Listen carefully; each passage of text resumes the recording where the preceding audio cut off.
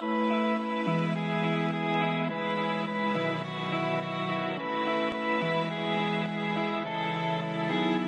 m'appelle Paul Vaca, je suis romancier, essayiste et chroniqueur, notamment pour le magazine Trends Tendance qui s'occupe de toutes les tendances économiques. Et j'ai écrit quelques essais aussi récemment, dont mon dernier qui s'appelle Les vertus de la bêtise.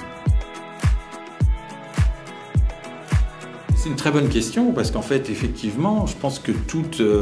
institut de formation devrait prendre des romanciers ou des scénaristes, c'est-à-dire ceux qui construisent des histoires, et donc penser au futur, à tout ce qui peut être possible, et en termes d'exploration. Et justement, que fait le romancier, que fait le scénariste? C'est d'essayer de voir des mondes possibles qui n'existent pas encore et qui permettent justement à chacun de venir se former, d'aller plus loin, de découvrir des parts de soi et aussi de découvrir le monde sous un œil un peu différent. Prenez des romanciers dans vos formations, ça c'est tout ce qu'il faut faire.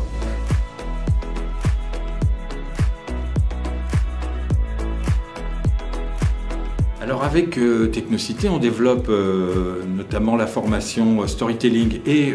manifeste parce que c'est vraiment un savoir-faire aujourd'hui qui est assez important, celui de l'art du récit en fait plus largement, c'est-à-dire la possibilité en fait de pouvoir raconter des histoires par rapport, que ça soit par rapport aux entreprises, mais aussi par rapport à la façon de se présenter soi-même. C'est vraiment aujourd'hui une compétence qui est à mettre en avant puisque ce sont les récits qui structurent finalement le monde et qui structurent notre façon aussi d'appréhender le monde.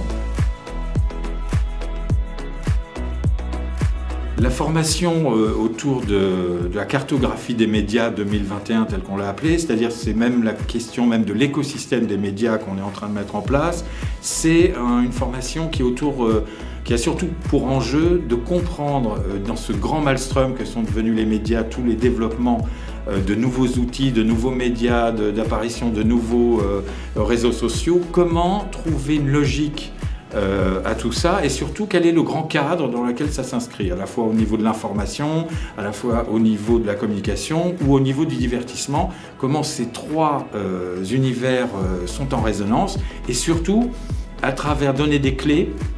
et surtout des dynamiques, quelles sont les dynamiques par rapport aux likes par exemple, par rapport aux réseaux sociaux, et puis les freins où on détermine aussi quels sont par exemple les problèmes de bulles de filtre, les problèmes de polarisation, les problèmes de fake news. Donc essayer de donner un panorama le plus large possible de la manière dont les nouveaux médias aujourd'hui s'organisent entre eux en écosystème.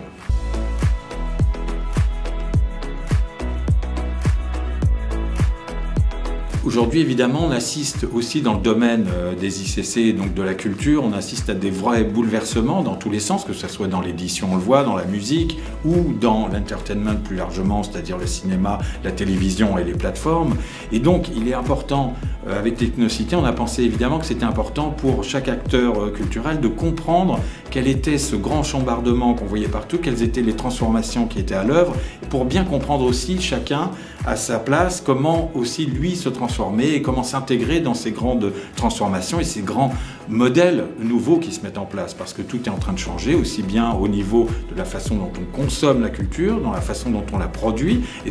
la façon dont on la crée. Et donc tous ces domaines-là donnent une vision d'ensemble qui peut permettre à chaque acteur de comprendre mieux son marché et sa façon de procéder.